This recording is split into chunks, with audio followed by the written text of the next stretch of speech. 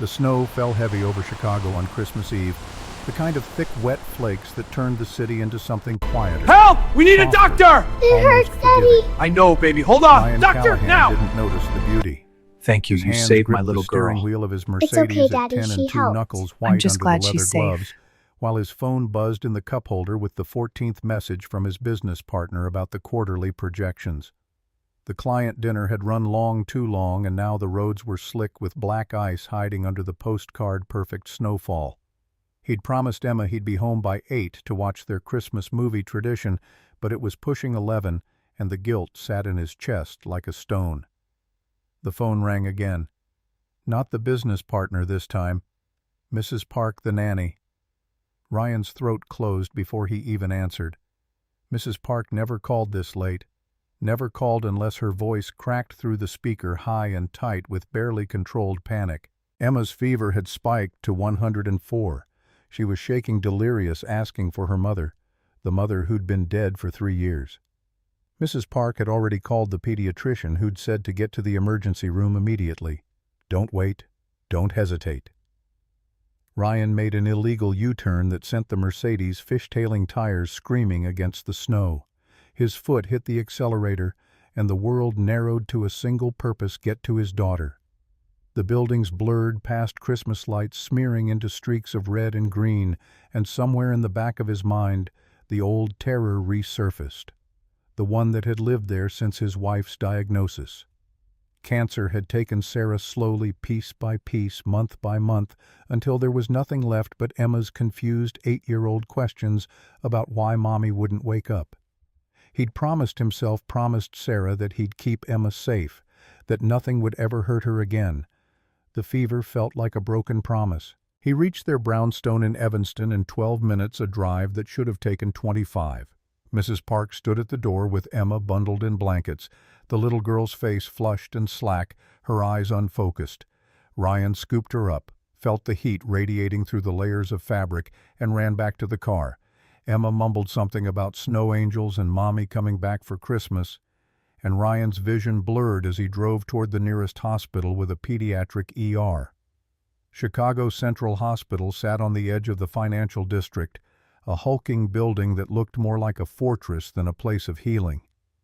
Ryan double-parked outside the emergency entrance, hazards flashing, and carried Emma through the automatic doors into a blast of fluorescent light and antiseptic smell. The waiting room overflowed with holiday casualties, a man holding a towel to his head, a crying child with a broken arm, an elderly woman coughing into a mask. Ryan pushed past them all, his voice loud and desperate as he called for help. A nurse materialized from the chaos, moving with the kind of calm efficiency that only came from experience. She wore navy scrubs, her dark hair pulled back in a simple ponytail, and her hands were already reaching for Emma before Ryan finished explaining. The nurse's eyes, brown, warm, intelligent, scanned Emma's flushed face, took in the shallow breathing, and made a decision in seconds. Her voice cut through the noise. "Mr. Callahan, I've got her. She's going to be okay."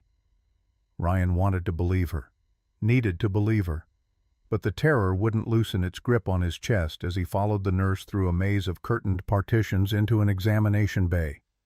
The nurse laid Emma on the bed with a gentleness that made Ryan's throat tight, then turned to grab supplies with movements that were practiced but never rushed. She spoke to Emma in a soft tone, explaining what she was doing, checking temperature, listening to lungs, examining throat, and somehow, impossibly, Emma stopped whimpering. The nurse hummed something under her breath. It took Ryan a moment to recognize it. Silent Night. The melody was quiet, almost absent-minded, but Emma's eyes focused on the sound. The little girl's hand reached out and the nurse took it without breaking rhythm, continuing the song while she worked. Ryan stood frozen by the door, watching this stranger calm his daughter in ways he hadn't been able to for 3 years. The ache in his chest shifted from terror to something else, something he didn't have a name for.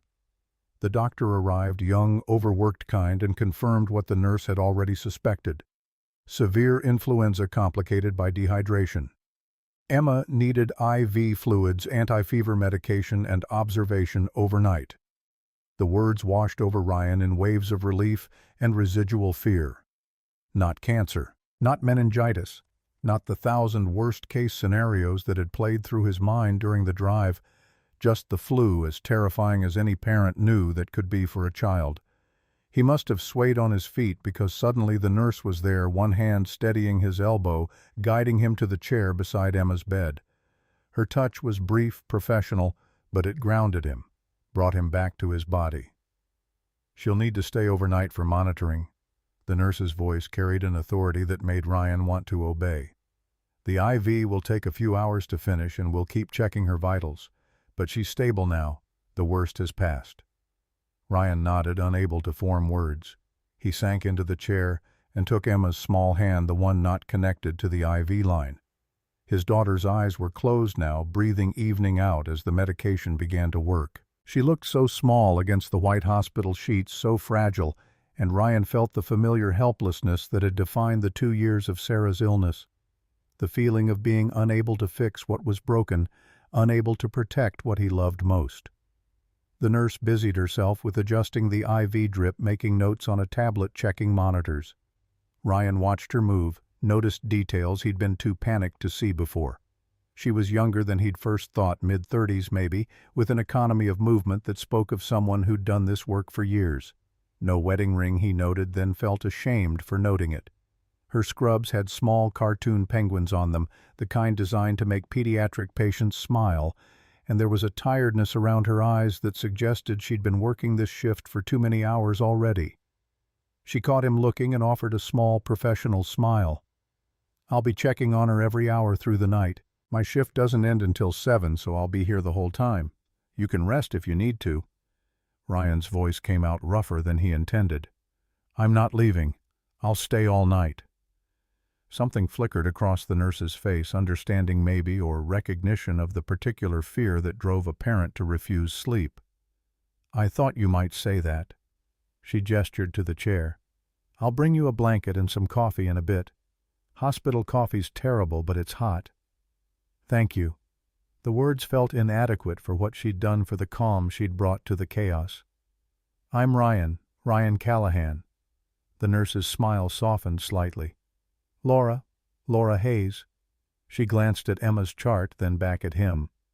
"Your daughter's lucky to have a dad who drops everything on Christmas Eve." Ryan's laugh came out bitter. "I was at a business dinner when she got sick. I should have been home hours ago. I should have—" Laura's voice cut through his spiral with quiet firmness. "You're here now. Here. That's what matters." She paused, something shifting in her expression. "I know what it's like to be scared for your child. I'm a single mom, too.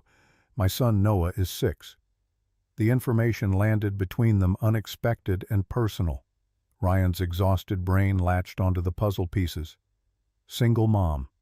Working night shifts on Christmas Eve. No wedding ring. A 6-year-old son who presumably was spending the holiday without his mother. He wanted to ask more, wanted to understand the circumstances that would lead someone to be here instead of home with family, but Laura had already turned back to her work. She adjusted Emma's blankets one more time, checked the monitors with expert efficiency, then headed toward the curtain. "I'll be back in an hour. Try to rest, Mr. Callahan." "Ryan," his voice caught her at the edge of the partition. "Just Ryan." Laura looked back, and for a moment something passed between them. An understanding, maybe, of what it meant to be alone on a night meant for family. Then she nodded and disappeared into the fluorescent chaos of the ER. Ryan sat in the chair holding his daughter's hand and let himself breathe for the first time in an hour. The fear began to recede, replaced by the dull throb of exhaustion and the odd, unsettling awareness that he couldn't stop thinking about the nurse who'd hummed Christmas carols while saving his daughter's life. The hours passed in that strange, suspended reality unique to hospital nights. Time became measured not in minutes but in the rhythm of monitors, the soft beeping that marked Emma's heartbeat, the occasional rustle of curtains as staff moved through the ER. Ryan sat motionless in the uncomfortable chair, his body present, but his mind caught in that loop of guilt and relief that every parent knows. He'd been at a dinner, networking, building relationships that would secure the Q1 contracts Callahan Logistics desperately needed. while his daughter's fever spiked toward dangerous territory. At midnight, Laura returned as promised. She moved through the examination bay like a dancer who knew every step by heart, checking Emma's vitals with quick competence before making notes on the tablet.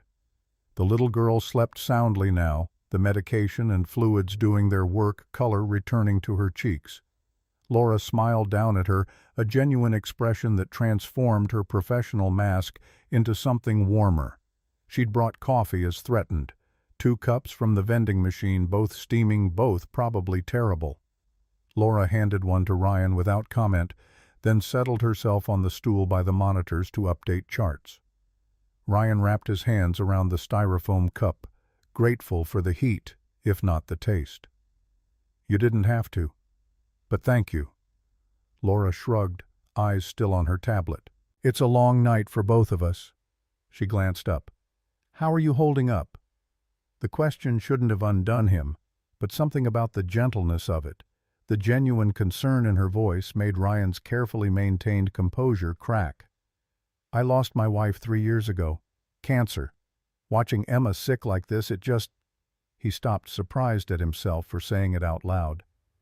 "Sorry, you don't need to hear that." Laura set down the tablet, her full attention shifting to him. The compassion in her eyes wasn't pity. It was something deeper, something earned. "I'm sorry. That must have been terrifying, seeing Emma so sick tonight." Ryan nodded, not trusting his voice. They sat in the quiet, punctuated only by the monitor's steady beeping, and somehow the silence wasn't uncomfortable. It was the silence of 2 people who understood loss, who knew the weight of being solely responsible for a child's well-being. Laura spoke into the stillness, her voice soft. "Noah's father left when he was 2, just walked out one day and never came back." She looked down at her coffee, turning the cup in her hands.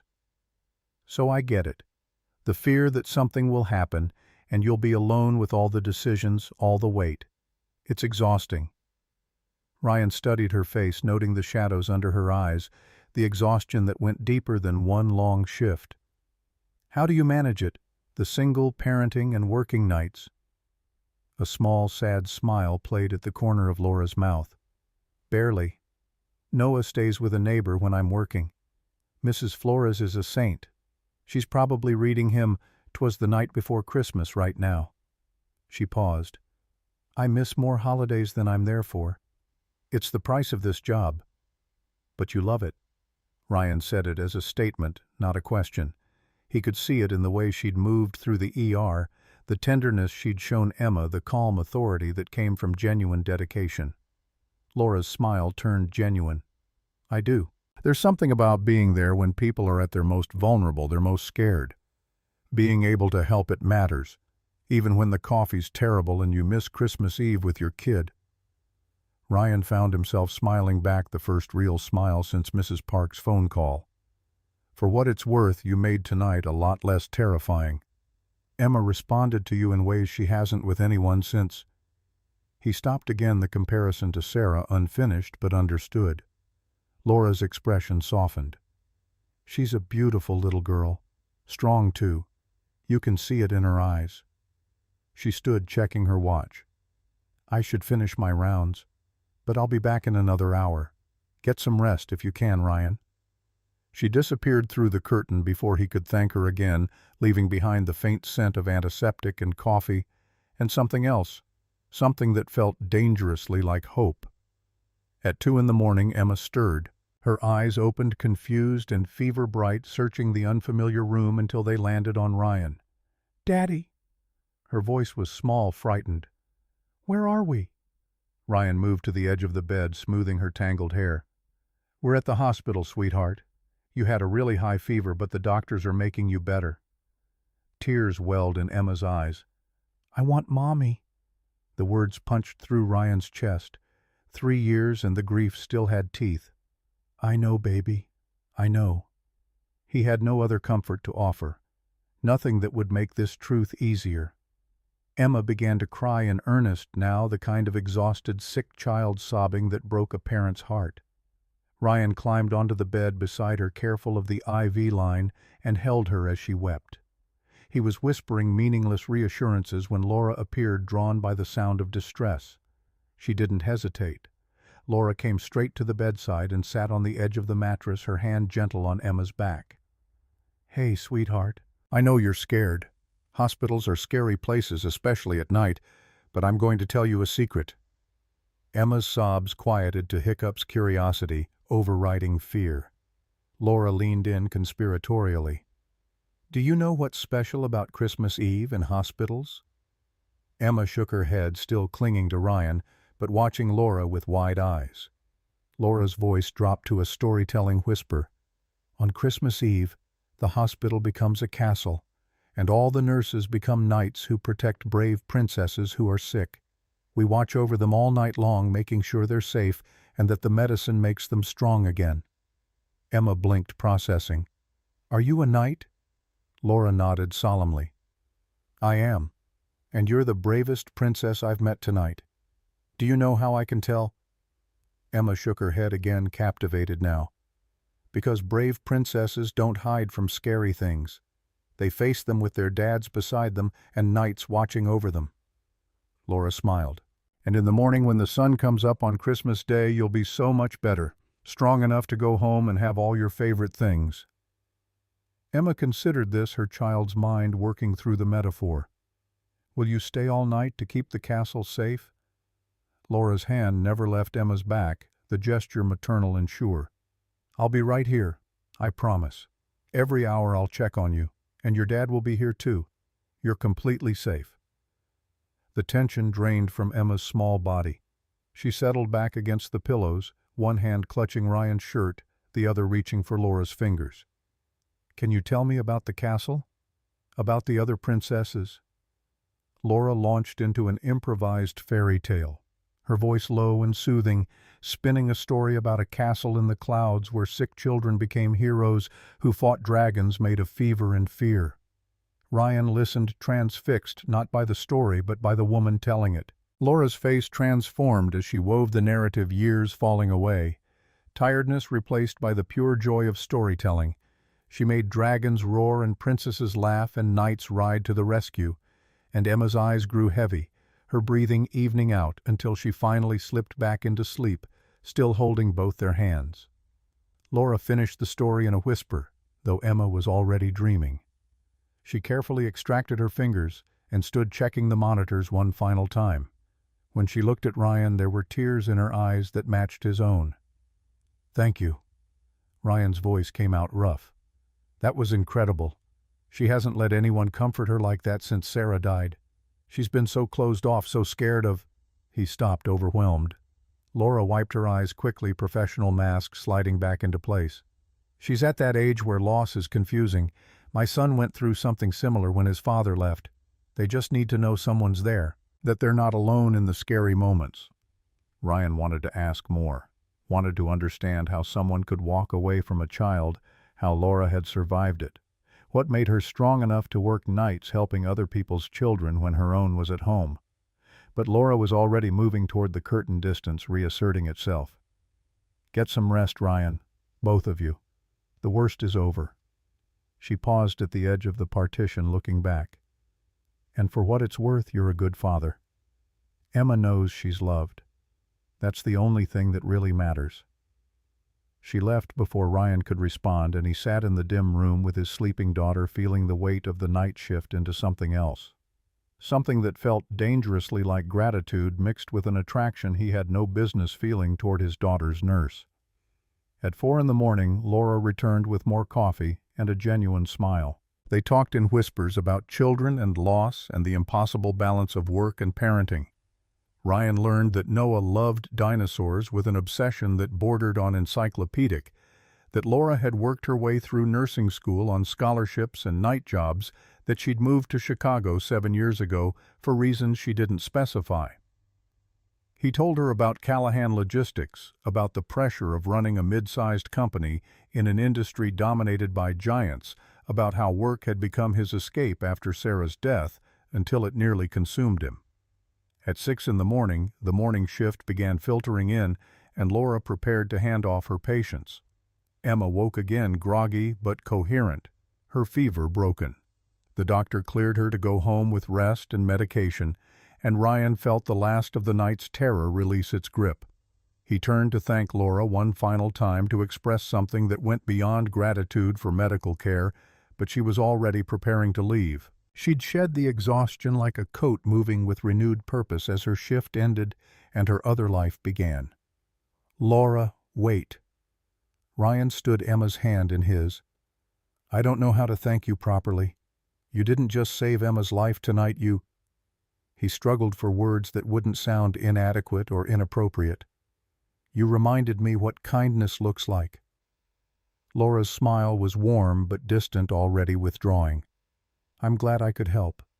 That's the job." She started to walk away, then hesitated. "Take care of yourself, Ryan. And Emma. Merry Christmas." Ryan made a decision driven by impulse and sleep deprivation, and something he hadn't felt in 3 years. "Can I buy you coffee sometime? A real coffee, not vending machine disaster, just to say thank you." Laura's face shifted through emotions too quick to name surprise, pleasure, conflict, something that looked like fear. "I don't think that's a good idea, Mr. Callahan." The sudden formality stung. "Ryan, please." "And why not?" Laura glanced down at her scrubs, then at Ryan's expensive winter coat draped over the chair. "Because you're a man in a suit who drives a Mercedes, and I'm a woman who takes the bus. That's 2 different worlds." Her voice was gentle but firm. "Thank you for the thought. But no."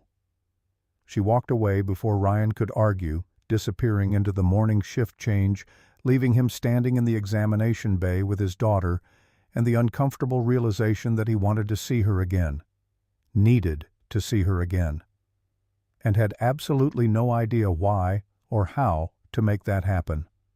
Emma tugged his hand. "Daddy, can we go home now?" Ryan looked down at his daughter's tired, feverish face and made the only choice available. "Yes, sweetheart, let's go home." But as they walked out of Chicago Central Hospital into the Christmas morning snow, Ryan couldn't stop thinking about the nurse who'd hummed Christmas carols and told fairy tales and looked at him with eyes that held secrets he desperately wanted to understand. 3 days later, Ryan sat in his office overlooking Lake Michigan, pretending to review quarterly projections, while his mind replayed the hospital encounter for the 100th time. Callahan Logistics occupied the 10th floor of a downtown Chicago building that had seen better decades, good enough to project success, not so expensive it bled the budget dry. The company employed 87 people across logistics and supply chain management, a mid-sized operation that Ryan had inherited from his father and built into something respectable. Not a giant, not Amazon or FedEx, but solid, stable, profitable in most quarters. Except the Q4 numbers weren't looking solid. They were looking concerning. Derek Weston's tech company had been poaching clients with aggressive pricing and proprietary tracking software that Callahan Logistics couldn't match without significant capital investment. Ryan needed the January contracts to close, or the spring would be brutal, but he couldn't focus on any of it. His mind kept drifting back to Laura Hayes, to the question of how someone working night shifts as a nurse could afford to live in Chicago with a 6-year-old son. The economics didn't add up. Even with rent control or subsidized housing, a single income in this city meant constant struggle. Ryan made a decision he knew was probably inappropriate. He buzzed his assistant Patricia and asked her to find contact information for Laura Hayes, RN, night shift at Chicago Central Hospital. Patricia's voice came back through the intercom with practiced neutrality. She'd been Ryan's assistant for 5 years and knew better than to question his requests. "I'll have it within the hour." 90 minutes later, Patricia appeared with a printed sheet that contained surprisingly little information. Laura Hayes, registered nurse employed at Chicago Central Hospital for 6 years. Address in Oak Park, a modest apartment building near the hospital. No social media presence, not on Facebook, Instagram, Twitter, or LinkedIn. No digital footprint beyond basic employment records. For a 35-year-old woman, the absence was strange, deliberate even. Ryan stared at the address and made another decision that crossed several boundaries. He wouldn't show up at her apartment, that was stalker territory, but he could send a thank you gift to the hospital, something appropriate, something that acknowledged what she'd done for Emma without being weird or creepy or suggesting anything beyond gratitude. He spent an embarrassing amount of time selecting the gift. Not flowers too romantic, not chocolate too personal. Finally, inspiration struck. He remembered Laura talking about her son Noah about reading him Christmas stories.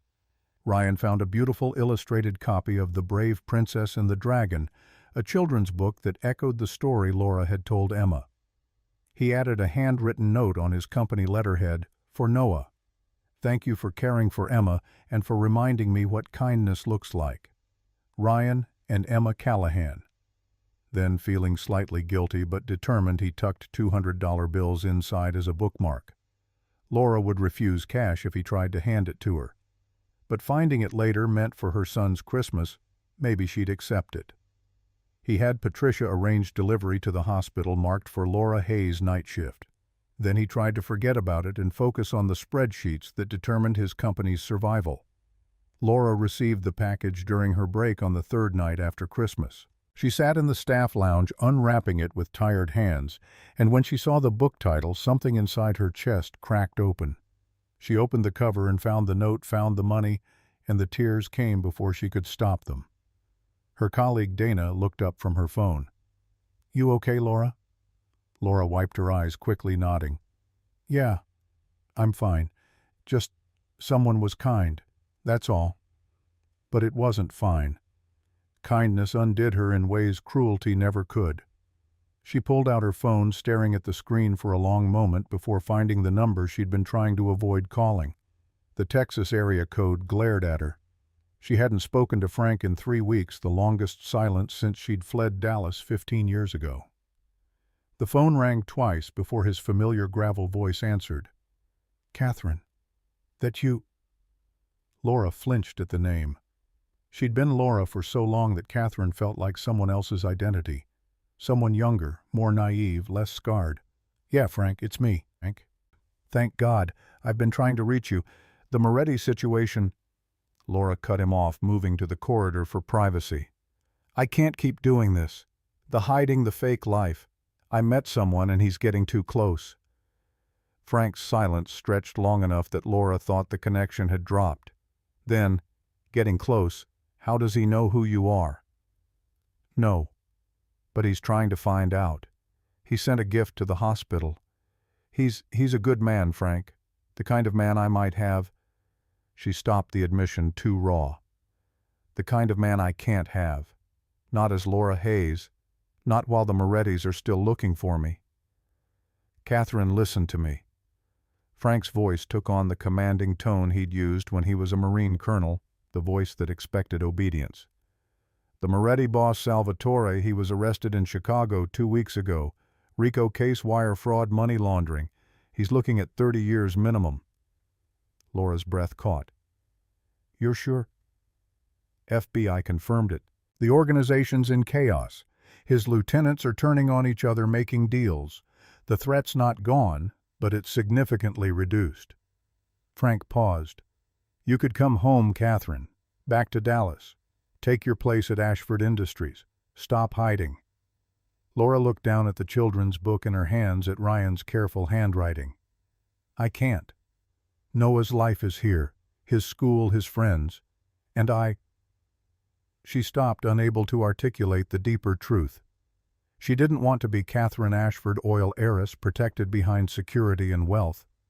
She wanted to be Laura, who worked hard and lived simply, and could maybe possibly have something real with a man who saw her for who she was, not what she owned. "Then what are you going to do?" Frank's voice gentled. "Because you can't keep one foot in each world forever, honey. Eventually you'll have to choose." Laura ended the call without answering because she didn't have an answer. She returned to her shift, tucked the book and money into her locker, and tried to pretend her carefully constructed life wasn't beginning to crack at the foundation. 2 weeks after Christmas, Ryan found himself in an Oak Park supermarket at 9 on a Saturday morning, telling himself he wasn't stalking Laura Hayes. He was merely shopping in a different neighborhood because the produce was better here, and definitely not because he'd mapped the most likely grocery stores near her apartment and calculated the odds of a chance encounter. The self-awareness of his own ridiculousness didn't stop him from loitering in the cereal aisle, pretending to compare nutritional information on boxes of sugary kid cereal that Emma would love and Sarah would have vetoed. He'd been there for 20 minutes, feeling increasingly foolish, when a familiar voice made him turn. Laura stood 3 feet away, pushing a cart with a small dark-haired boy perched in the child's seat. She wore jeans and an oversized sweater, her hair in a messy bun. No makeup, looking tired and beautiful and entirely unprepared to find her patient's former father haunting the Cheerios section. Her eyes widened in recognition and something that might have been alarm. "Mr. Callahan, what are you doing here?" Ryan's prepared excuse, the better produce, died on his lips. "Ryan, and I was—" He gestured vaguely at his cart, which contained only the cereal he'd been pretending to read for 20 minutes. "In the neighborhood." Laura's expression made clear exactly how much she believed that. "This isn't your neighborhood." "No." Ryan gave up on pretense. "It's not. I came hoping to run into you, because you wouldn't let me buy you coffee and I—" He stopped, aware of how pathetic he sounded. "I wanted to thank you properly, for Emma, and to see if you got the book." Something in Laura's face softened. "We got it. Noah loves it. And the—" She glanced at her son, lowering her voice. "The gift. That was too generous." It wasn't generous enough. Ryan meant it. He looked at the boy in the cart, who watched him with solemn dark eyes. "You must be Noah. Your mom told me you're the world's leading dinosaur expert." Noah's face lit up, shyness overcome by obsession. "I know 17 different types of sauropods in all the periods of the Mesozoic era." Ryan grinned. "That's impressive. My daughter Emma loves ballet, but she doesn't know 17 types of anything except maybe tutus." Noah giggled, a bright sound that made Laura's expression warm.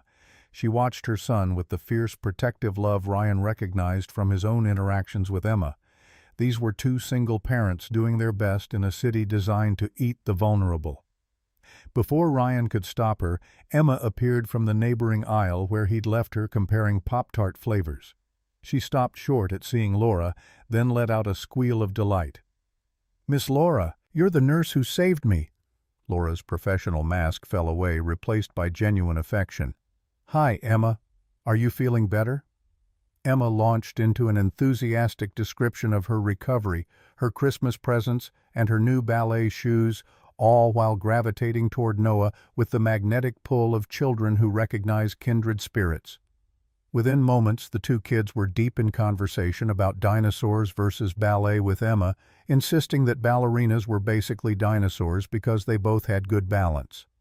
Ryan and Laura stood awkwardly by their carts, forced into proximity by their children's immediate friendship. Laura looked uncomfortable, trapped between wanting to escape and not wanting to disappoint her son. Ryan seized the moment. They seemed to be getting along. Laura's smile was helpless. "Yeah, Noah doesn't warm up to people easily. Not since—" She stopped the sentence unfinished. "Not since his father left." Ryan said it gently, without judgment. Laura's eyes snapped to his, surprised he remembered. "Yeah." They stood in the cereal aisle while their children chattered, and the silence stretched until Emma solved the problem for them. She tugged Ryan's sleeve, her face hopeful in a way he hadn't seen in years. "Daddy, can Noah come to my birthday party? It's next Saturday and there's going to be a bounce house." Ryan looked at Laura, saw the panic in her eyes, the instinct to refuse. But Noah had already gasped with excitement, and Laura was trapped between her fear and her son's happiness. Ryan kept his voice casual, unthreatening. "You'd both be welcome.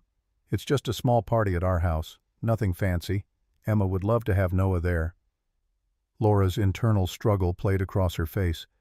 She looked at Noah's hopeful expression, at Emma's eager smile, at Ryan's carefully neutral face that tried to hide how much he wanted her to say yes. Finally, she nodded. "Okay, we'll come." Noah's whoop of joy made other shoppers look over, but Ryan didn't care. Laura had said yes. He'd see her again. That was enough for now. They exchanged numbers, Laura giving hers with visible reluctance, and addresses. Ryan noticed Laura's careful observation of his expensive coat, his leather boots, the cart contents that included organic produce and name-brand everything. She was cataloging the class difference, reinforcing her initial rejection. "You're a man in a suit who drives a Mercedes." At the checkout, Ryan watched Laura unload her cart. Generic brands, careful budgeting coupons clipped from newspapers. When the cashier rang up the total, Laura pulled out cash and counted it precisely. Ryan saw the math happening in her head, the constant calculation of someone living paycheck to paycheck. He wanted to offer to pay, wanted to help, but the set of Laura's shoulders told him that charity would end whatever fragile connection they'd built. So he stayed silent, checked out his own groceries, and walked with her to the parking lot where his Mercedes sat gleaming next to the bus stop. Laura stopped looking at the car, then at him. "That's your car?" "Yeah." Ryan felt absurdly guilty about it. "And you drove it to Oak Park to accidentally run into me." Ryan had the grace to look embarrassed. "I did. I'm sorry if that's creepy. I wanted to see you again, and you wouldn't let me do it the normal way." Laura studied him for a long moment, and Ryan couldn't read the emotions crossing her face. Finally, she spoke, her voice soft. "It's not creepy. It's sweet. And that's what scares me." She gathered Noah closer, preparing to walk to the bus stop. "See you Saturday, Ryan?" She walked away before he could offer them a ride, and Ryan watched her go, understanding that for Laura, accepting help meant losing something she couldn't afford to lose. Independence. Control. The carefully maintained distance that kept her safe from whatever she was running from. Saturday arrived with perfect weather, the kind of crisp winter day that made everything feel possible. Ryan's house in the Evanston suburbs wasn't a mansion, but it was comfortable, 4 bedrooms, a backyard, big enough for the rented bounce house, a kitchen where Sarah had once baked birthday cakes from scratch. He'd hired a caterer rather than attempt cooking, hired entertainment, hired everything that could be hired because delegation was easier than participation. The party filled with Emma's classmates and their parents, a collection of Chicago professionals in expensive casual wear who networked as much as they supervised their children. Ryan moved through the crowd with practiced ease, playing the role of successful single father who had everything under control. Then Laura arrived with Noah, and Ryan's practiced ease evaporated. She wore a simple blue dress, nothing fancy, her hair down for the first time since he'd met her. She looked beautiful and uncomfortable, clutching Noah's hand as they approached the front door. Ryan saw her take in the house, the manicured lawn, the new SUV in the driveway, and watched her shoulders tense. He'd tried to downplay his circumstances, but the reality was unavoidable. He had money. She didn't. And that gap felt insurmountable. "Laura, Noah, I'm so glad you came." Ryan kept his voice warm, welcoming, trying to ease the tension in Laura's posture. Emma appeared at his elbow, already bouncing with excitement. She grabbed Noah's hand without preamble. "Come on. The bounce house is in the backyard, and there's face painting, and my friend Maya brought her puppy." Noah looked at his mother for permission, and Laura nodded, her smile forced. The kids disappeared into the chaos of children, leaving Ryan and Laura alone in the doorway. "Can I get you something to drink?" "We have—" Ryan stopped, aware that offering wine or craft beer to someone who'd taken the bus might feel like showing off. "We have everything, whatever you want." Laura's smile turned genuine, reading his discomfort. "Water would be great. Thank you." Ryan led her through the house to the kitchen, hyper-aware of her taking in the details. The renovated kitchen with its granite counters, the photos on the fridge of Emma and Sarah, the expensive coffee maker that he'd bought and never learned to use properly. He grabbed a bottle of water from the refrigerator and handed it to Laura, their fingers brushing in the exchange. "Your home is lovely." Laura's voice was sincere, but Ryan heard the unspoken subtext. "Your home is lovely and completely out of my league." It was Sarah's dream house. She picked out every detail before she got sick. Ryan didn't know why he said it, except that Laura's presence made him want to be honest. "I kept everything the same after she died. Emma needed the stability. And I guess I did too." Laura's eyes swept the room again, seeing it differently now, not as evidence of wealth, but as a shrine to grief. It must be hard living with all these memories. Some days. Ryan leaned against the counter, holding his own water bottle like a lifeline. Other days it's comforting, like she's still here watching over us. They stood in the kitchen while chaos reigned in the backyard, and the moment stretched into something intimate. Laura studied his face, and Ryan had the unsettling feeling that she saw too much, saw through his careful performance to the lonely widower underneath. The spell broke when another parent came looking for paper towels, and Laura excused herself to check on Noah. Ryan watched her go, then returned to his hosting duties with a strange hollowness in his chest. The party progressed with the controlled chaos of 9-year-olds hopped up on sugar. Ryan watched from the patio as Emma and Noah became inseparable, the little boy's initial shyness evaporating in the face of Emma's confident enthusiasm. They took turns in the bounce house, got matching tiger face paintings, shared pizza with the easy camaraderie of children who recognized something in each other. Laura stood apart from the other parents, nursing her water and looking uncomfortable every time someone tried to include her in conversation. Ryan saw one of the other mothers, Jennifer, from Emma's ballet class, lean over with a too bright smile and ask what Laura did for work. Saw Laura's quiet pride as she explained she was a nurse. Saw Jennifer's expression shift from polite interest to dismissal. Saw Laura notice that shift and withdraw further into herself. Something protective flared in Ryan's chest. He crossed the patio and inserted himself into the conversation with the easy authority of the host.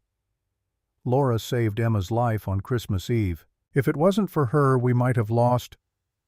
His voice caught, and he didn't have to fake the emotion. She's the reason my daughter is here celebrating her birthday. The other parents' expressions transformed immediately. Laura had been a nurse dismissible in their wealth-obsessed calculation, but a nurse who'd saved the host's daughter. That made her a hero, interesting, worth including. Ryan watched Laura recognize the shift and saw her conflicted gratitude. She didn't like needing his intervention, but she appreciated it. Jennifer gushed about how wonderful nurses were, how underappreciated, how brave. The other parents chimed in with stories of medical emergencies and healthcare heroes. Laura accepted the attention with quiet grace, never claiming more credit than she deserved, never playing up the drama. Ryan found himself falling a little bit in love with her humility. As the party wound down and parents collected sugar-crashed children, Laura sought out Ryan to say goodbye. Noah clung to Emma, both children promising to be best friends forever, with the intensity only children could manage.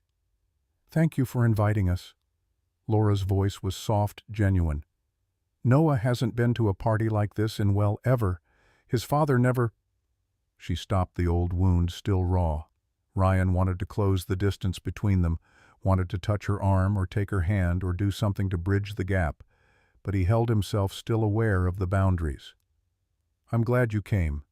Emma's been talking about Noah all week." Laura smiled, and something in her face opened. "He's been the same. You're raising a wonderful daughter, Ryan. You're raising a wonderful son." Ryan meant it. Noah had been polite, enthusiastic, grateful, all the things that came from good parenting despite difficult circumstances. They stood in the foyer while their children said elaborate goodbyes, and Ryan made a decision. "Laura, can I take you to coffee? Just coffee. Not as a date, not as anything but two single parents who might become friends. Please." Laura's internal struggle was visible. She looked at Noah, at Emma, at the evidence of the life Ryan had built. When she finally met his eyes, there was resignation and hope and fear all mixed together. "One coffee. That's all I can promise." Ryan's heart kicked against his ribs.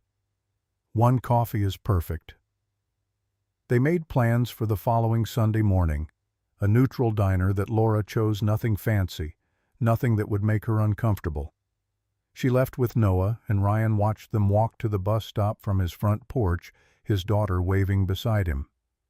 "Daddy, I really like Noah." Emma's voice was dreamy. "And Miss Laura is nice. She's not trying to be my new mom or anything. She's just nice." Ryan pulled Emma against his side, kissing the top of her head. "Yeah, sweetheart. She really is." But as he watched Laura and Noah disappear around the corner, Ryan couldn't shake the feeling that Laura was hiding something. Something bigger than a difficult ex-husband or financial struggles. Something that made her afraid to let people close. And he had no idea how to ask about it without pushing her away entirely. Sunday morning arrived cold and bright, the kind of January day that made Chicago feel scrubbed clean. Ryan sat in a corner booth of the diner. Laura had chosen a place called Maze, with cracked vinyl seats and laminated menus advertising breakfast specials that hadn't changed price since 2008. He'd arrived 15 minutes early, too nervous to time it properly, and spent the interval watching the door and second-guessing everything. Laura appeared exactly on time, bundled in a coat that had seen too many winters, her hair loose around her shoulders. Slid into the opposite seat, unwinding her scarf. "You're early." Ryan's laugh came out too loud. "Couldn't sleep. Too much coffee already, which makes this choice of meeting place ironic." Laura's smile turned genuine. "The coffee here is actually decent, and the pancakes are better than they have any right to be for $3. They ordered coffee and pancakes for Laura, the same for Ryan, though he wasn't hungry. The waitress, a woman in her 60s with kind eyes and tired feet, took their orders with practiced efficiency and left them in the awkward silence of two people who wanted something but didn't know how to reach for it. Ryan broke first. "Thank you for coming. I wasn't sure you would." Laura wrapped her hands around her coffee mug, studying the liquid like it held answers. "I almost didn't. It's complicated for me, getting close to people. Because of Noah's father." Ryan said it carefully, without pressure.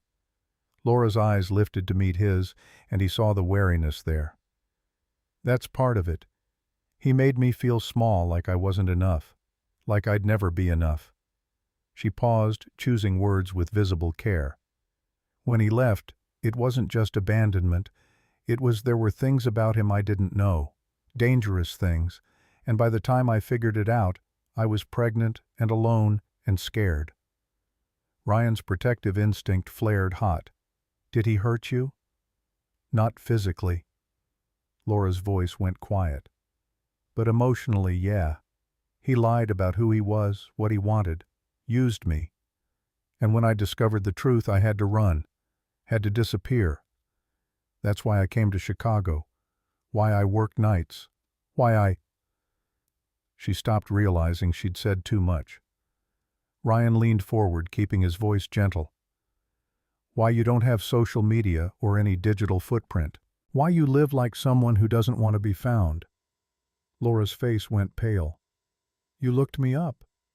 "I did. I'm sorry. But Laura, if you're in danger, if someone's threatening you, I can help. Callahan Logistics has security consultants, lawyers, whatever you need." Laura pulled back, walls slamming into place. "I don't need rescuing Ryan. I've managed fine for 6 years. I'm safe here. Noah's safe. I just need to stay invisible." The pancakes arrived, interrupting the tension. They ate in silence for a moment, the mundane act of cutting and chewing giving them space to retreat from the edge of something too raw. Ryan tried again, softer this time. "I'm not trying to rescue you. I'm trying to understand you. Because He stopped, the admission catching in his throat. "I haven't felt this way since Sarah. Haven't wanted to know someone, to be with someone in 3 years. And it terrifies me." Laura's fork paused halfway to her mouth. She set it down, her eyes searching his face. "What exactly are you saying?" Ryan's heart hammered. "I'm saying I want to know you. The real you. Whatever you're hiding, whatever made you run, it doesn't matter.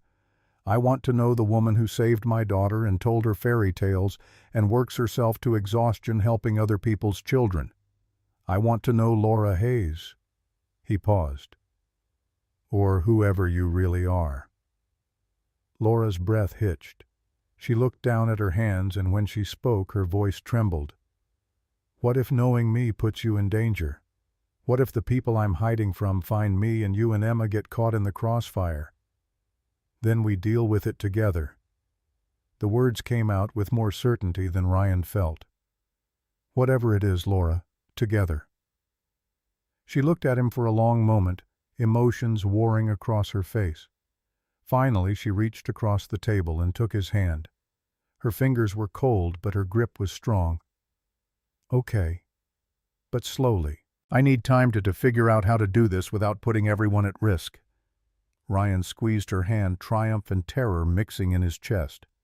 "Slowly works. We've got time." But even as he said it, he wondered if that was true. Because Laura looked like someone who'd spent 6 years waiting for the other shoe to drop, and Ryan had no idea how to catch it when it finally fell. The next 6 weeks unfolded in careful increments. Coffee dates became Sunday morning traditions. Ryan and Laura met at May's every week, talking for hours about everything and nothing. She told him about nursing school, about the exhaustion of working nights while raising a toddler, about the small victories that made the struggle worthwhile. He told her about inheriting Callahan Logistics from his father, about the pressure of living up to expectations, about how Sarah's illness had taught him that success meant nothing without someone to share it with. They kept it separate from the kids at first, protecting Emma and Noah from expectations neither adult was ready to meet. But the children had their own plans. Emma begged for playdates with Noah, and Laura couldn't refuse without explanation. So the 4 of them started spending Saturdays together, the zoo, the Natural History Museum, the park, when weather allowed. Ryan watched Laura with his daughter and saw something he'd thought he'd never find again. Emma responded to her with an openness that had been locked away since Sarah's death. Laura never tried to be Emma's mother, never overstepped or pushed. She was simply present, kind, interested in Emma's ballet recitals and school dramas with genuine care. And Noah, the quiet, watchful boy who'd been hurt by his father's abandonment, opened up around Ryan like a flower toward sun. Ryan taught him to throw a football badly. Took him to a Cubs game where Noah spent more time asking questions about the stadium's construction than watching baseball. Emma appointed herself Noah's big sister, despite being only 2 years older, bossing him around with affection that made both adults laugh. 3 weeks into their careful courtship, Ryan walked Laura home after dinner. They'd been to a small Italian place in her neighborhood, nothing fancy, splitting the check despite Ryan's protests. Laura had learned to let him pay sometimes, but she insisted on equality, on maintaining her independence. They stood outside her apartment building, a 6-story walk-up with chipped paint and a security door that didn't quite close right. Ryan had walked her home 3 times now, and each time he'd wanted to kiss her, and each time he'd lost his nerve. Tonight felt different. Laura turned to face him, her back against the building entrance, and there was something in her eyes that looked like permission. Ryan stepped closer, giving her space to retreat, but she didn't move. His hand came up to cup her cheek, and her eyes fluttered closed. "I haven't felt this way since my wife died." His voice came out rough, honest. "You scare me, Laura. The possibility of you scares me." Laura's eyes opened dark and deep. "I'm scared too, of this being real, and then losing it." Ryan closed the distance between them, his lips finding hers in a kiss that was gentle and desperate and full of 3 years of loneliness finally finding an end. Laura's hands fisted in his coat, pulling him closer, and for a perfect moment everything else disappeared. The cold, the fear, the complications. None of it mattered except the warmth of her mouth and the rightness of holding her. They broke apart, breathing hard, foreheads pressed together.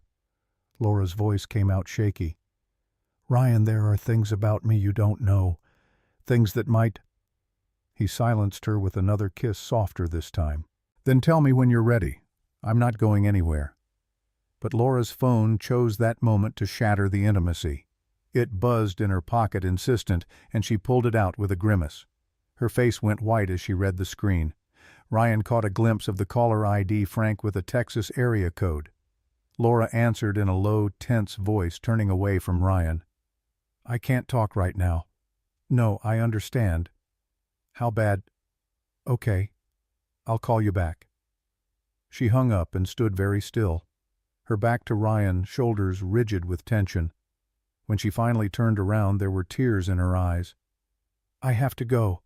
I'm sorry. There's a family emergency. I need to—" She was already backing toward the building entrance, car keys appearing in her hand from somewhere. "I'll call you tomorrow. I promise." Ryan reached for her, concerned.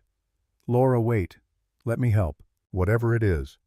But she was already inside the door, closing between them, leaving Ryan standing on the cold street, wondering what kind of family emergency made someone look that terrified. Laura didn't call the next day, or the day after that. Ryan tried her number 3 times and got voicemail each time. He stopped by the hospital and learned she'd called in sick for her next 2 shifts, something the nurses said she never did. He drove past her apartment building and saw no lights in what he'd guessed was her window. Emma asked about Noah constantly, and Ryan had no answers. He told her Laura was dealing with family stuff, that they needed to give her space, but his daughter's disappointed face mirrored his own confusion. On the 3rd day, Ryan sat in his office trying to focus on the quarterly review when Patricia buzzed with an edge in her voice he'd never heard before. "Mr. Callahan, there's a Derek Weston here to see you. He doesn't have an appointment, but he says it's urgent." Ryan's jaw clenched. Derek Weston was the CEO of Weston Tech Solutions, a competitor who'd been systematically poaching Callahan Logistics clients for the past year. They'd crossed paths at industry events, maintained a veneer of professional courtesy, but Ryan knew Derek was circling like a shark. "Send him in." Derek entered with the confidence of someone who held all the cards. Mid-30s, expensive suit-styled hair, the kind of tech bro who'd read one too many Steve Jobs biographies. He settled into the chair across from Ryan's desk, without invitation, crossing one leg over the other. "Ryan, thanks for seeing me without notice. I know you're busy." Ryan's voice stayed level. "What do you want, Derek?" Derek's smile was all teeth. "I'm here to make you an offer. $25 million for Callahan Logistics. Full buyout. You walk away with a nice payday, I absorb your client list and infrastructure. Everyone wins." Ryan felt the floor tilt beneath him. "My company's not for sale." "Everything's for sale, Ryan. You're smart enough to know that." Derek leaned forward, dropping the friendly mask. "Your Q4 numbers are down 30%. You're losing clients to companies with better technology and lower overhead. I've been tracking your decline for 6 months. You're hemorrhaging money and you know it." Ryan's hands fisted under the desk. "We have a solid client base and experienced staff. One bad quarter doesn't—" "I own 18% of your company." Derek delivered the line like a punch. "I've been acquiring shares for the past 6 months. Small purchases, nothing that triggered disclosure requirements. But I hit the threshold last week. 18%, Ryan. That's enough to demand a board seat. Enough to make your life very difficult." The room spun. Ryan forced himself to breathe, to think. "How did you— We're a private company. Shares aren't publicly traded." Derek's smile turned predatory. "Your early investors got nervous. Offered to sell at a discount. I bought them out piece by piece. And now I'm offering you a choice: sell willingly at a fair price, or I'll go hostile. I'll get to 25% within a month, call a shareholder vote, and remove you from your own company. Your choice." Ryan stood, his voice cold. "Get out of my office." Derek rose slowly, brushing invisible lint from his sleeve. "You have 2 weeks to decide. After that, I start the hostile takeover process. Think about Emma, Ryan. Think about what's best for her. You don't want to drag her through a corporate battle." The mention of his daughter made Ryan see red. "You threatening my kid?" Derek held up his hands, mock innocence. "Just stating facts. Single father, struggling company, mounting debts. What happens to Emma if Callahan Logistics goes bankrupt? These things get messy." He headed for the door, then paused. "Oh, and Ryan, that woman you've been seeing, the nurse from Oak Park, I'd be careful there. She's not who she says she is."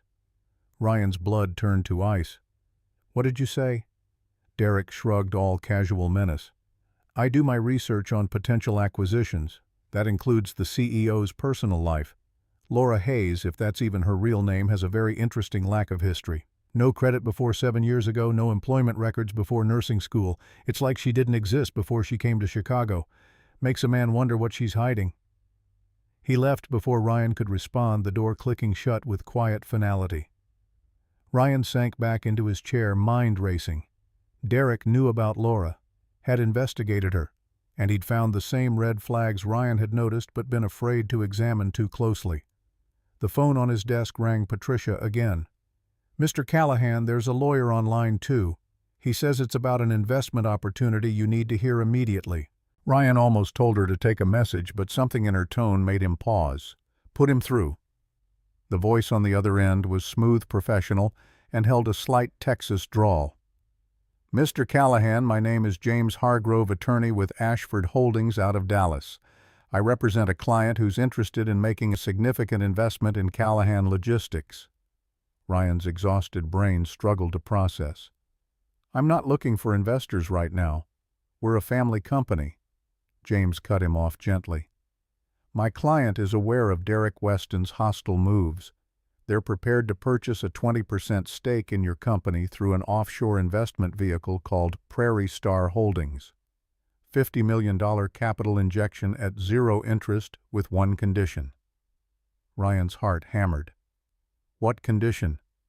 "A seat on your board of directors for my client's representative. They want oversight on how the capital is used, assurance it's invested in growth rather than propping up a dying company. Standard terms for this level of investment." Ryan's hands shook as he gripped the phone. "Who's your client?" James's voice carried a smile. "That information will be disclosed at the appropriate time. For now I can tell you they're a private family trust based in Texas with significant holdings in oil, real estate, and technology. They invest in American companies with American values. Callahan Logistics fits their portfolio." "Why us? Why now?" "Let's just say my client has a personal interest in ensuring Callahan Logistics remains independent and under your leadership. They believe in what you're building, Mr. Callahan, and they don't like seeing good companies destroyed by corporate raiders." Ryan's mind spun with possibilities and paranoia. A mysterious Texas investor appearing the same day Derek threatened hostile takeover. It couldn't be coincidence. But he was drowning, and this was a lifeline. "I need to think about this.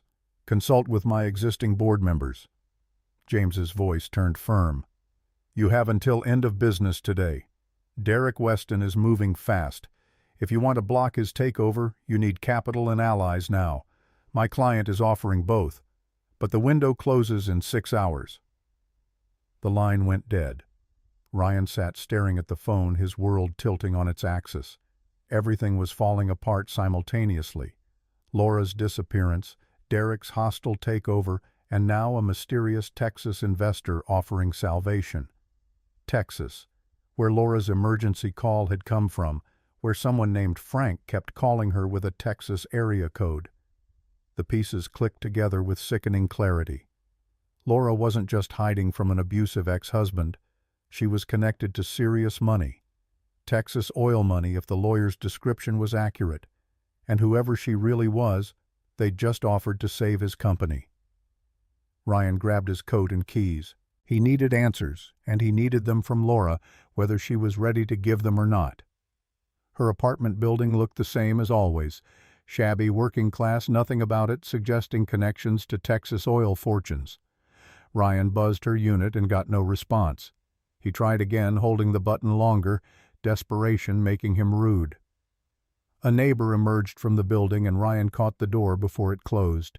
He took the stairs 2 at a time to the 3rd floor, found Laura's door and pounded on it harder than he should have. "Laura, I know you're in there. We need to talk. Please." Silence. But he heard movement inside, the creak of floorboards, someone standing on the other side of the door, listening. Ryan's voice softened. "I'm not angry. I'm not here to judge. But Laura, I got a call from a lawyer in Texas today offering to save my company, and I can't help but notice that's where your emergency call came from 3 days ago. So either this is the strangest coincidence in history, or you're involved somehow, and I need to know which." More silence. Then locks turning, the chain sliding free. The door opened 6 inches, and Laura stood in the gap. She looked terrible, eyes red from crying, hair uncombed, wearing the same clothes she'd had on 3 days ago. Behind her, Ryan glimpsed packed suitcases. His heart stopped. You're leaving. Laura's voice came out flat, defeated. I have to. It's not safe for you anymore. For Emma. Derek Weston is dangerous, and if he's digging into my background, he'll find things that... She stopped, tears spilling over. I can't let you get hurt because of me. Ryan pushed the door open, and Laura didn't resist. He stepped into her small apartment, tiny kitchen living room that doubled as Noah's bedroom furniture that had come from thrift stores. Nothing about it suggested wealth. But on the coffee table sat an open laptop displaying a news article with a Dallas dateline, and Ryan caught a glimpse of the headline before Laura closed it. Moretti crime boss arrested in Chicago. Ashford heiress may finally be safe. Everything clicked into place with devastating clarity. Laura wasn't hiding from an abusive ex. She was hiding from organized crime. And Ashford, that was the name of the Texas investment firm, which meant Laura was connected to them somehow. His voice came out hoarse. Who are you really? Laura sank onto the couch, her face in her hands. When she looked up, there was resignation in her eyes, the kind that came from knowing the charade was over. My name is Catherine Grace Ashford. The nurse license and work history are real. I did go to nursing school, did work my way through Northwestern University. But I'm also the heir to Ashford Industries in Dallas, $8 billion oil and real estate empire. And 15 years ago, my parents were killed by the Moretti crime family in Chicago. They wanted our oil fields, tried to kidnap me. My parents died protecting me. Ryan's legs gave out. He sat on the couch beside her, mind reeling. The Moretti family. That's who Noah's father. He was one of them. A low-level associate planted in my life to find me. When I figured it out, I ran. Came to Chicago pregnant and terrified. I've been Laura Hayes ever since. Ryan struggled to process, to reconcile the woman he'd fallen for with the heiress she was describing. And the investment offer. That's your family, Catherine. Laura nodded. My Uncle Frank runs the Ashford Trust. When Derek started threatening you, I called Frank, asked him to help. The $50 million is mine, Ryan. My money, my risk. Because her voice broke. Because I couldn't let Derek destroy you, not when I'm the reason he's digging into your life. Ryan's anger flared hot and confused. You should have told me. From the beginning you should have told you what. Catherine's own anger rose to meet his. That I'm a billionaire heiress hiding from the mob, that getting close to me might get you killed. How exactly do you bring that up over coffee? You lied to me. Ryan stood pacing the small space. Everything about you, the struggling single mom, the night shifts, the bus rides, it was all a lie. Catherine stood too, fire in her eyes. It wasn't a lie. I did struggle. I do work night shifts. I took the bus because I was hiding, not because I couldn't afford a car. The money doesn't change who I am, Ryan. I'm still the same person who saved Emma, who fell for you, who wanted nothing more than a normal life. Ryan spun to face her. But you can't have a normal life. You just said it yourself. You're being hunted by the Chicago mob. You're worth $8 billion. There's nothing normal about that. There was until you... Catherine's voice dropped to a whisper. For 6 years I was invisible. Safe. And then you walked into my ER with your daughter and you looked at me like I mattered. Not my money, not my name. Just me. And I wanted that so badly I convinced myself I could have it. The fight drained out of Ryan, replaced by understanding that hurt worse than anger. But you can't. Can you? Because your world and mine, they don't overlap. They collide. Catherine nodded, tears streaming down her face. That's why I'm leaving. The Moretti boss was arrested last week. The threat's mostly gone. I can go back to Dallas, reclaim my identity. And you and Emma can have the normal life you deserve, without me dragging you into corporate warfare and criminal investigations. Ryan wanted to argue, wanted to say they could figure it out, make it work somehow. But he looked at the packed suitcases, at the woman who'd been two people simultaneously, and he didn't know which version he'd fallen in love with. Laura, the nurse who took the bus, or Catherine, the heiress who could save his company with pocket change. His voice came out hollow. Where's Noah? With Frank in Dallas. He flew down yesterday. Doesn't understand why, thinks it's a vacation. I'm joining them tonight. She stepped closer, her hand reaching for his face. "Ryan, I'm so sorry. For lying, for putting you at risk, for making you care about someone who could never really be yours." Ryan caught her hand, held it against his cheek. "That's the thing, Laura Catherine, whoever you are. I don't care about the money. I don't care about the danger. I care about you. The woman who told Emma fairy tales, who made my daughter smile for the first time in 3 years, who made me feel alive again." Catherine's sob broke free. "That woman was always real. She's still real. But she comes with $8 billion and a crime family vendetta and a life you never signed up for." Ryan pulled her into his arms, holding her while she cried, feeling his own tears mix with hers. They stood in the shabby apartment that had been her refuge, holding on to something they both knew was slipping away. Finally, Catherine pulled back, wiping her eyes. "Take the investment. Let Prairie Star Holdings buy in. It'll block Derek, give you the capital you need. And I'll stay on the board remotely, make sure the money's used right. But we can't." "I know." Ryan's voice cracked. "I know." She walked him to the door, and they stood in the threshold like they had that first night he'd kissed her. But this time, when he leaned in, she turned her face away. "If I kiss you again, I won't be able to leave. And I have to leave Ryan. For Emma's sake. For Noah's. This is the only way to keep everyone safe." Ryan nodded, not trusting his voice.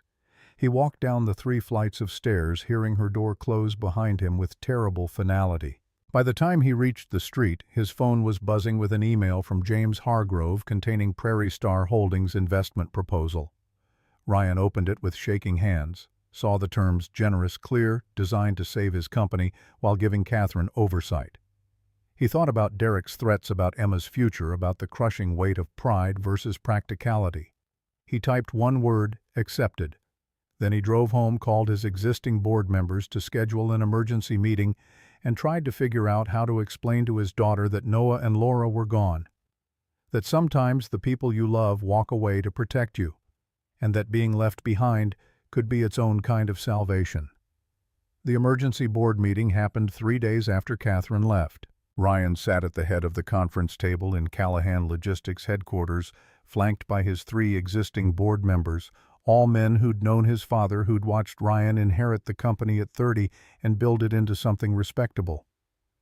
They looked nervous now, uncertain about this mysterious Texas investor who'd appeared like a corporate guardian angel. Patricia ushered in the lawyer first. James Hargrove was exactly as Ryan had imagined from his voice, late 50s, silver hair, custom suit that screamed old money without being flashy. He carried a leather portfolio and moved with the confidence of someone who'd closed billion-dollar deals before breakfast. Behind him came a man who could only be Frank Ashford, older, weathered, with a military bearing that even expensive clothes couldn't hide.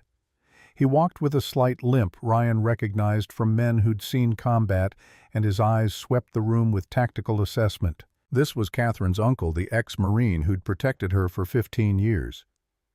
Derek Weston sat in the corner as the 18% shareholder he'd become. Arms crossed, smirk firmly in place. He thought he was watching Ryan surrender. He had no idea what was coming.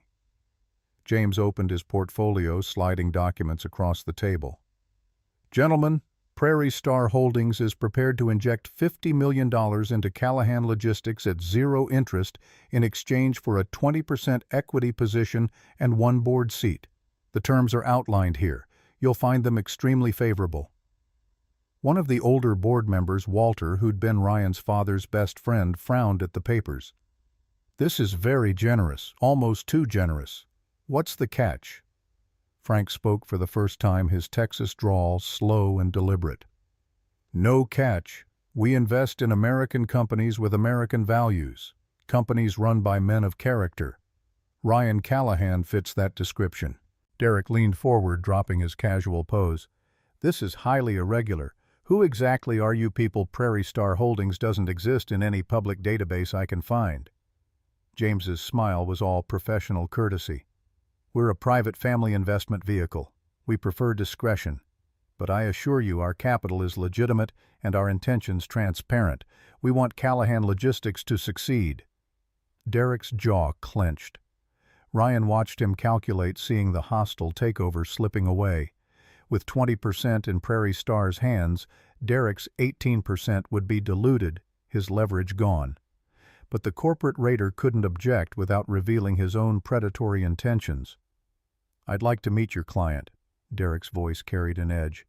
"Any shareholder putting in this level of capital should present themselves to the board." Frank exchanged a glance with James, some silent communication passing between them. Then Frank stood and walked to the conference room door. He opened it and Catherine walked in. Ryan's heart stopped. She wore a tailored navy suit that probably cost more than most people's cars. Her hair pulled back in a severe bun. Makeup flawless. She looked every inch the billionaire heiress, nothing soft or uncertain about her. This was Catherine Ashford, chairwoman of an $8 billion empire, and the transformation from Laura Hayes, the night shift nurse, was so complete it took Ryan's breath away. She didn't look at him. Not yet. She walked to the head of the table with the kind of authority that came from boardrooms and oil fields and 15 years of surviving impossible odds. When she finally spoke, her voice carried none of Laura's gentle warmth. It was all steel and strategy. "Good morning, gentlemen. I'm Catherine Ashford, sole heir to Ashford Industries and majority stakeholder in Prairie Star Holdings. I'm here to ensure Callahan Logistics remains independent and under Ryan Callahan's leadership." Derek shot to his feet. "This is insane. You can't just— you're that nurse, the one from Oak Park. This is some kind of scam." Catherine's gaze could have frozen water. "Mr. Weston, I'm a private investor supporting a company I believe in. You're a corporate raider trying to destroy it for parts. Which of us is the scam?" The room went silent. Ryan watched Catherine command the space, saw his board members' expressions shift from confusion to dawning respect. She'd brought documentation, proof of funds, corporate structure, investment history. Everything was legitimate, overwhelming, undeniable. Walter studied the papers, then looked at Catherine with something like awe. "You're the Ashford from Dallas, the oil family." Catherine nodded once, crisp and professional. "My family founded Ashford Industries in 1924. We've been investing in American infrastructure for a century. Callahan Logistics represents the kind of values-driven business we support." The vote happened quickly. 3 in favor. Derek abstaining with barely controlled rage. Prairie Star Holdings officially owned 20% of Callahan Logistics. Catherine held the new board seat, and Derek's hostile takeover died in the conference room where it had been born. The other board members left discussing the miracle they'd just witnessed. Derek stormed out without a word, his face purple with fury. That left Ryan alone with Catherine, Frank, and James. Catherine finally looked at him, and the corporate mask cracked slightly. "We should talk. Privately." Ryan's voice came out rougher than he intended. "Yeah, we should." Frank and James excused themselves with practiced discretion, leaving Ryan and Catherine alone in the conference room overlooking Lake Michigan. The silence stretched taut between them, 3 days of absence and a lifetime of deception, creating a chasm neither knew how to cross. Ryan spoke first. "You saved my company. I endangered it in the first place. Derek only started digging into your life because of me." Catherine's hands twisted together, the only sign of nerves. "This was the least I could do. The least you could do was tell me the truth from the beginning." Ryan couldn't keep the hurt out of his voice. "I fell in love with Laura Hayes, the struggling single mom who took the bus. Was any of that real?" Catherine's composure shattered. Tears filled her eyes, and when she spoke it was Laura's voice, soft, vulnerable, achingly honest. "All of it was real. The nursing degree is real. I worked my way through Northwestern while pregnant and terrified. I did take the bus because I was hiding. The struggle was real, Ryan. The money doesn't change that I lived in a tiny apartment in Oak Park for 6 years, that I worked night shifts to stay invisible, that I—" Her voice broke. "That I fell in love with you despite knowing it was impossible." Ryan crossed the room, unable to maintain distance any longer. "Why is it impossible? Because you're rich. Because there's danger. Laura, I don't care about any of that. You should. Catherine looked up at him, and the fear in her eyes was raw. The Moretti boss is in prison, but his organization still exists. There could be retaliation. And the money, Ryan, I'm worth $8 billion. That kind of wealth changes everything. Changes how people see you, what they want from you, who they think you are.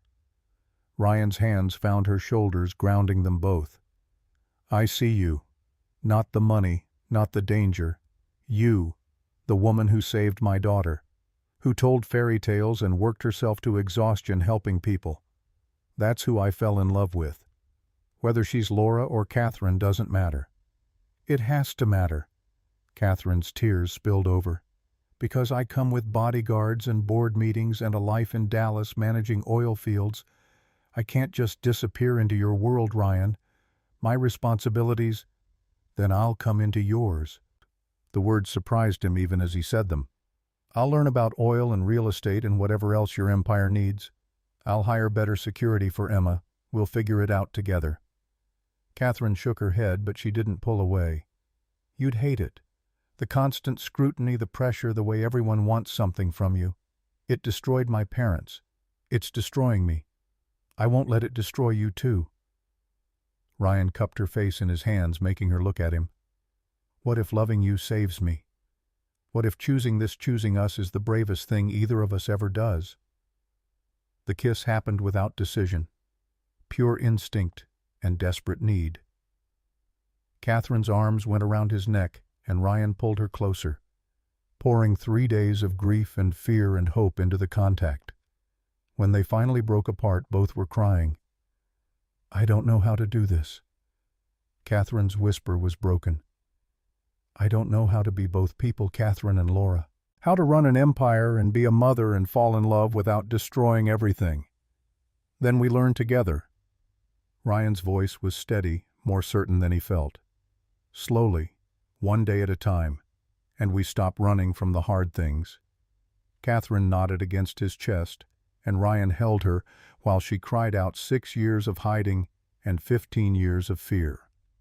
Outside the conference room windows, Lake Michigan stretched past like it always did, indifferent to human drama, and Ryan made a choice to believe that love could be stronger than money or danger or all the reasons they shouldn't work.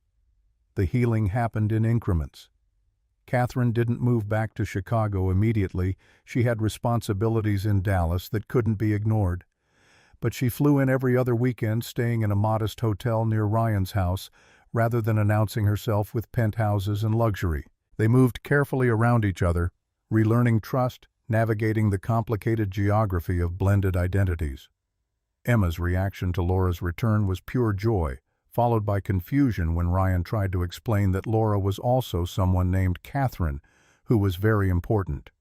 Emma, with a child's pragmatic wisdom, announced that she'd just keep calling her Miss Laura because names didn't matter as much as people did.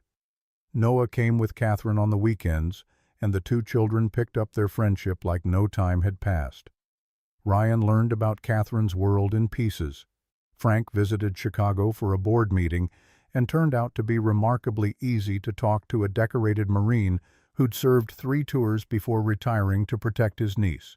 He'd raised Catherine after her parents died, taught her about business and survival in equal measure. Over bourbon in Ryan's living room, Frank shared stories about Catherine as a teenager, brilliant and stubborn and desperate to prove herself worthy of her inheritance. She didn't have to become a nurse, you know. Frank swirled his drink, staring into the amber liquid. Could have stayed in Dallas, learned the business, lived safe behind security, but she wanted a normal life. Wanted to help people instead of just managing assets. The kidnapping attempt broke something in her, made her feel like the money was a curse. Ryan thought about Laura in her scrubs humming Christmas carols to sick children. She's good at it. Nursing. You can see it means something to her. Everything means something to that girl. She doesn't do anything halfway. Frank looked at Ryan with shrewd assessment. Including loving you. So if you're not all in, walk away now. Because she's already planning how to make this work, and Catherine Ashford doesn't fail when she sets her mind to something. Ryan met his gaze without flinching. I'm all in. 3 months into their careful reconciliation, Derek Weston made his move. Not a business move this time, something uglier. He'd been quiet since the board meeting, his 18% reduced to irrelevance by Prairie Star's investment. But corporate raiders didn't take defeat gracefully. The industry gala happened on a Friday night in April, a black-tie affair where Chicago's logistics and tech sectors mingled and networked. Ryan attended because it was expected, because clients would be there, because Callahan Logistics needed the visibility. Catherine had flown in for the weekend, and he'd convinced her to come as his date the first time they'd appeared together publicly. She wore emerald green that made her eyes luminous, her hair down for the first time since he'd met her. She'd been nervous getting dressed, worried about the attention, about what people would say when they realized the nurse from Oak Park was actually oil royalty. But Ryan had kissed her worries away and promised to stay by her side all night. That promise lasted 45 minutes before Derek detonated his bomb. The gala was in full swing when the whispers started. Ryan noticed people checking phones, exchanging glances, looking at Catherine with expressions that shifted from curiosity to scandal. He pulled out his own phone and found his social media feeds exploding with a story that had gone viral in the last 10 minutes. The headline made his blood run cold. Billionaire heiress committed identity fraud, Ashford fortune built on lies and crime, family connections. The article was thorough, vicious, and designed for maximum damage. It detailed Catherine's years as Laura Hayes called the nursing license into question, implied the Ashford fortune had ties to the same Moretti family that had killed her parents. Every fact was twisted just enough to suggest criminality without crossing into actionable libel. Derek's signature was all over it, the timing, the calculated cruelty, the way it positioned Catherine as both fraud and victim. He'd given the story to a tech blogger known for breaking corporate scandals, ensuring maximum spread before traditional media could fact-check. Ryan found Catherine on the terrace, phone in hand, face white as she read the article. Around them, gala attendees whispered and stared. Some had the decency to look uncomfortable. Others seemed to relish the scandal. "We should leave." Ryan reached for her hand, but Catherine pulled away. "No." Her voice was steel underneath the tremor. "I've spent 15 years running, hiding. I'm done." Before Ryan could stop her, Catherine walked back into the ballroom. The crowd parted for her like water around a stone, conversations dying as she passed. She found the microphone on the small stage where organizers had made announcements earlier and took it without asking permission. The room went silent. Every eye focused on Catherine Ashford, and Ryan's heart hammered as he realized what she was about to do. Her voice carried clearly, no shake or hesitation. "Good evening. For those who don't know me, I'm Catherine Ashford, and yes, everything you just read about me is true, sort of." Nervous laughter rippled through the crowd. Catherine waited for silence before continuing. 15 years ago, my parents were murdered by the Moretti crime family. I was 18. They tried to kidnap me, and my parents died protecting me. After that, my uncle and I made a decision I would disappear, become someone else, someone the killers couldn't find. Ryan watched her face, saw the courage it took to speak these truths to a room full of strangers and competitors. "I went to nursing school under the name Laura Hayes. I worked my way through Northwestern University. I got my license legitimately. I challenge anyone to find fault with my credentials. And yes, I used a false identity to do it because the alternative was dying." Her eyes found Derek in the crowd and her voice dropped to ice. "Some people in this room think that makes me a fraud, that protecting yourself from murderers is somehow criminal. Those people have never feared for their lives, never watched their parents die, never had to choose between truth and survival." The room was absolutely still. Catherine's hands gripped the microphone, and when she spoke again, her voice cracked with emotion. "For 6 years, I worked night shifts at Chicago Central Hospital. I saved lives. I comforted scared children and their terrified parents. I did good work, honest work under a name that wasn't legally mine, because I was hiding from people who wanted me dead. And I don't apologize for that." She paused, gathering herself. "The Moretti boss was arrested 3 months ago. The threat is mostly gone. I don't have to hide anymore. So here I am, standing in front of all of you, telling the truth. I'm Catherine Ashford. I'm also Laura Hayes. I'm a nurse and an oil heiress and a single mother. And I'm in love with Ryan Callahan. Ryan's throat closed. Catherine's eyes found his across the ballroom and she smiled through her tears. I fell in love with him while pretending to be someone else. But the love was real. Everything between us was real. And if that makes me a fraud, if loving someone honestly while living under an assumed name is a crime, then I'm guilty. But I won't apologize for surviving. I won't apologize for helping people. And I damn sure won't apologize for loving a good man. The silence broke into applause, tentative at first, then building. Not everyone clapped. Derek stood frozen, his planned humiliation backfiring spectacularly. But enough people applauded that Catherine's shoulders relaxed slightly. Ryan crossed the ballroom and climbed onto the stage beside her. He took the microphone from her shaking hands and addressed the crowd himself. 3 months ago, I fell in love with a night shift nurse who saved my daughter's life. She was kind and brave and worked herself to exhaustion helping other people's children. Then I discovered she was also a billionaire heiress. And you know what changed? Nothing. Because wealth doesn't make you brave. Money doesn't make you kind. Those qualities come from who you are, not what you have. He turned to Catherine, speaking to her but letting the room hear. You're the bravest person I've ever met. You gave up billions to live in an Oak Park apartment because you valued safety and normalcy over money. You became a nurse because you wanted to help people, not manage assets. And you loved me when you thought I was just a middle-class CEO with a logistics company and a lot of baggage. Ryan's voice dropped intimate despite the audience. So here's my truth. I don't care about the $8 billion. I don't care about the oil fields or the real estate empire or any of it. I care about you. The woman who told my daughter fairy tales, who made me feel alive again after 3 years of just existing, who showed me that love is worth risking everything for. He pulled a small box from his pocket velvet simple purchased 3 days ago in a moment of hope and terror. He'd carried it to the gala with no plan to use it, but standing on this stage with Catherine shaking beside him and Derek glaring from the crowd, the moment felt inevitable. Ryan dropped to one knee. The crowd gasped. Catherine's hands flew to her mouth. Catherine Grace Ashford, Laura Hayes, whoever you choose to be, marry me. Not for the money or the security or to merge our companies. Marry me because loving you is the scariest, most wonderful thing I've ever done.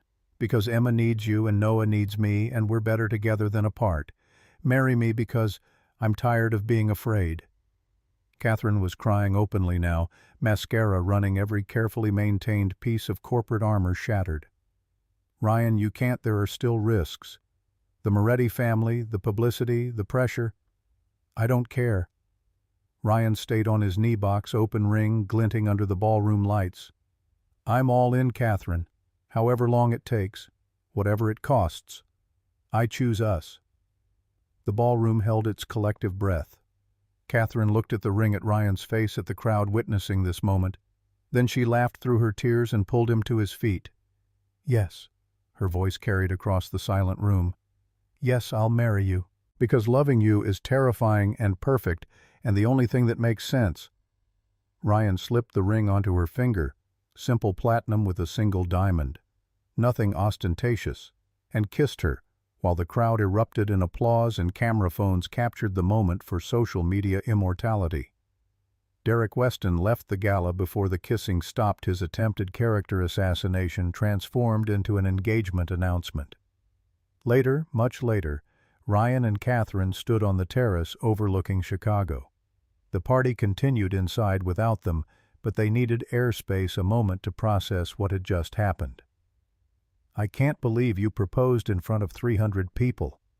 Catherine leaned against the railing, the ring catching city lights. Ryan wrapped his arms around her from behind.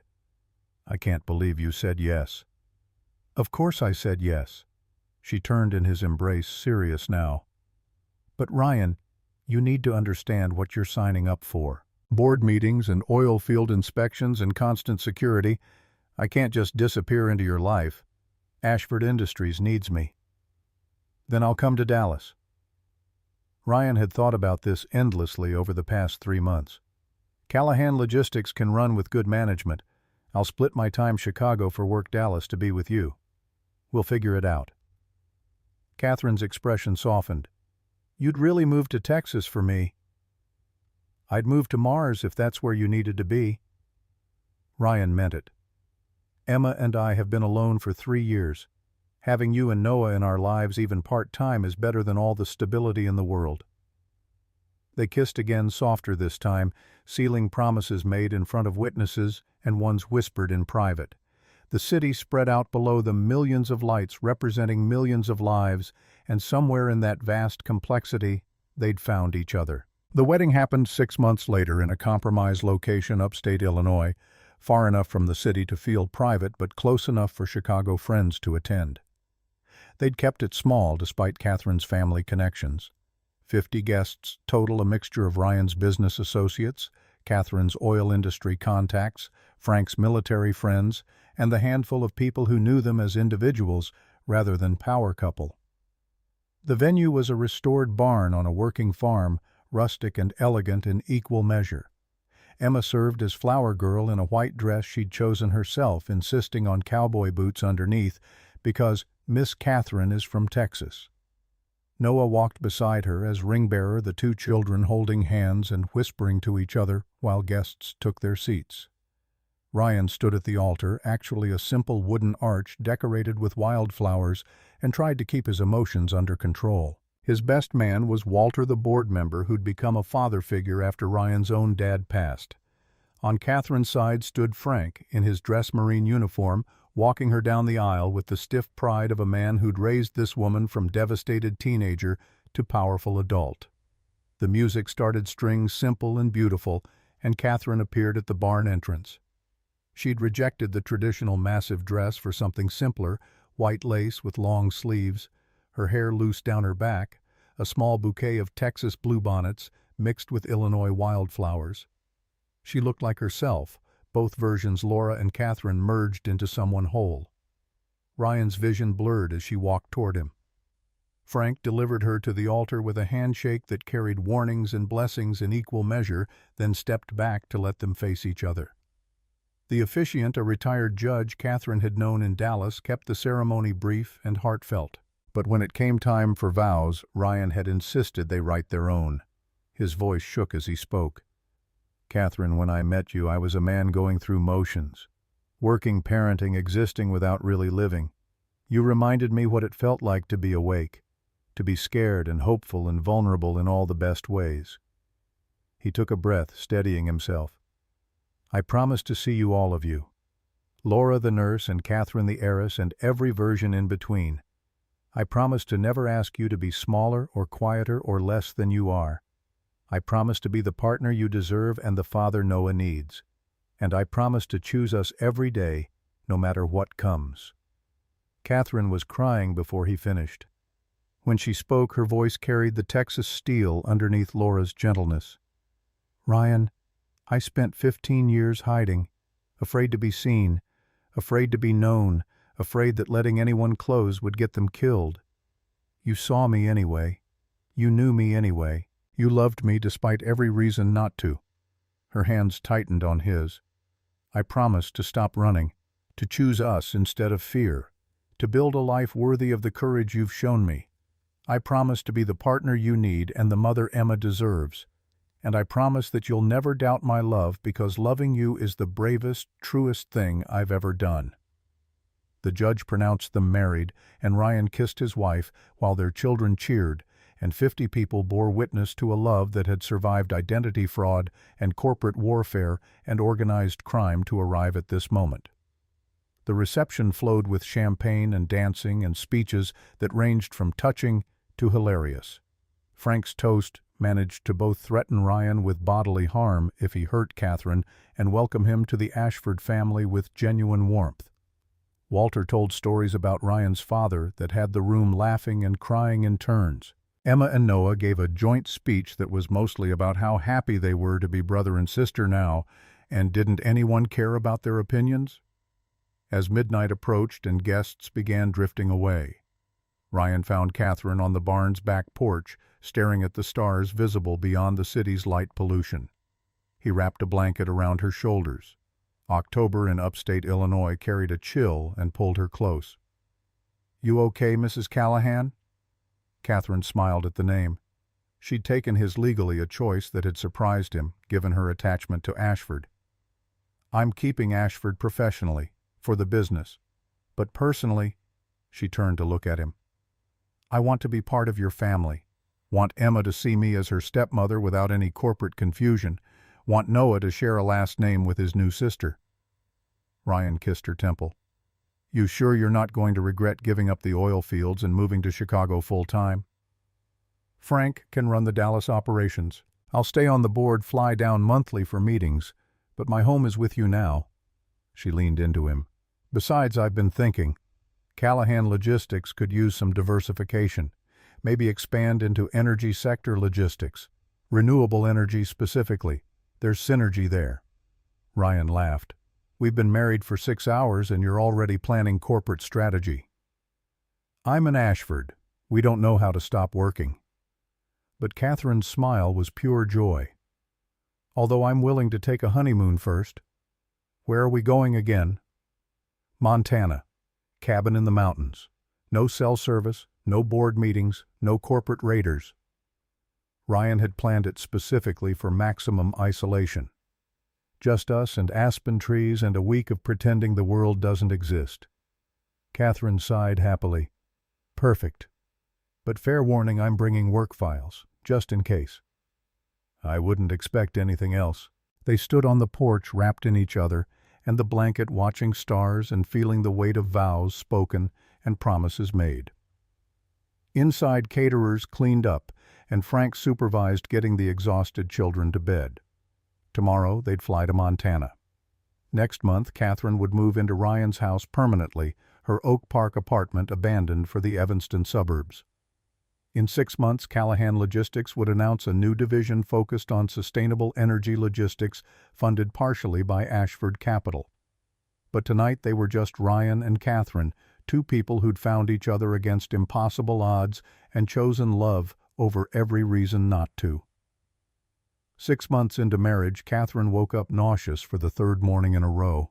She lay in bed trying to determine if this was food poisoning or stress or the flu, while Ryan slept peacefully beside her. Then her mind did the math: 6 weeks since her last period, tender breasts, exhaustion that went beyond normal busy life tiredness.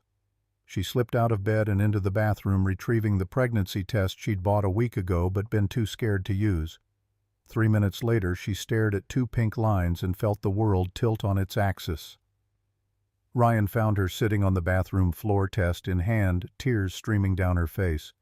He dropped to his knees beside her, panic written across his features. "Catherine, what's wrong? Are you sick? Should I call?" She held up the test, unable to form words. Ryan stared at it, processing, then let out a laugh that was half sob. "We're having a baby." Catherine nodded, still crying. "I know we didn't plan this. We've only been married 6 months and we're still figuring out the logistics of 2 houses and 2 kids and 2 companies." Ryan silenced her with a kiss, then pulled back to frame her face in his hands. "Are you happy? Tell me you're happy." "I'm terrified." Catherine's honesty spilled out. "I'm 36, I haven't been pregnant in 7 years, and we're already juggling so much. What if I can't handle a baby on top of everything else?" "Then we figure it out. Together." Ryan's voice was steady, certain. "Like we figure out everything else. But Catherine, are you happy?" She took inventory of her feelings beneath the fear. Joy bloomed there, unexpected and overwhelming. "Yeah, I'm happy." They told the kids that evening over dinner. Emma's shriek of excitement probably violated noise ordinances. Noah wanted to know if the baby would like dinosaurs, and could he teach it about paleontology, and was 9 months really long enough for proper education? Frank's reaction came via phone call from Dallas. A long silence followed by gruff congratulations and barely concealed emotion. Catherine's extended family, aunts and uncles and cousins she'd been slowly reintegrating with, sent congratulations and offers of help. Ryan's mother flew in from Florida to cry happy tears and immediately start knitting baby clothes. But at her first board meeting showing 3 months pregnant with morning sickness finally fading, Derek Weston made his final play. He'd been quiet since the failed gala scandal, his 18% reduced to symbolic shareholding. But corporate raiders held grudges, and Derek had spent 6 months looking for an opening. He found it in Catherine's pregnancy. He called for a vote of no confidence in Ryan's leadership, citing conflict of interest. The CEO is married to a major shareholder. They're starting a family. How can Ryan Callahan make objective decisions about Callahan Logistics when his wife controls 20% of the company and their household finances are now completely entangled? The boardroom went silent. Catherine sat at the opposite end of the table from Ryan, her pregnancy just starting to show under carefully chosen clothing. Frank sat beside her as her representative James Hargrove on her other side for legal support. Ryan stood prepared to defend himself, but Catherine beat him to it. Mr. Weston raises a valid point. There is conflict of interest. Ryan's head snapped toward her surprise and hurt crossing his face. Catherine met his eyes steadily. Trust there despite the apparent betrayal. Which is why, effective immediately, I'm recommending Catherine Ashford Callahan as CEO. The room erupted. Board members talking over each other. Derek smirking in triumph. Ryan frozen in shock. Catherine waited for quiet before continuing. She has an MBA from Northwestern, 10 years managing Ashford Industries supply chain operations, and she's increased Callahan Logistics revenue by 40% in the 6 months she's been on this board. Ryan's voice carried quiet authority. She's the most qualified person for this position, and I'm tired of running a company I inherited out of obligation when I could be spending time with my family. Catherine stood walking to his end of the table. Ryan and I discussed this last week. The pregnancy made us reevaluate priorities. He's been CEO since he was 30, building someone else's vision. It's time for him to decide what he actually wants. And what I want, Ryan took her hand addressing the board, is to be present, to coach Noah's soccer games and attend Emma's ballet recitals, and be there when our baby's born. Callahan Logistics will thrive under Catherine's leadership. She has vision and resources I could never match. Frank stood his vote as Ashford Trust representative, carrying weight. I second the nomination. Catherine Ashford Callahan for CEO of Callahan Logistics. The vote happened quickly. 4 in favor, Derek abstaining with barely suppressed fury. Catherine became CEO, and Ryan transitioned to chairman of the board, a symbolic position that let him maintain oversight without daily operational demands. Derek left the meeting defeated, his final gambit turned against him.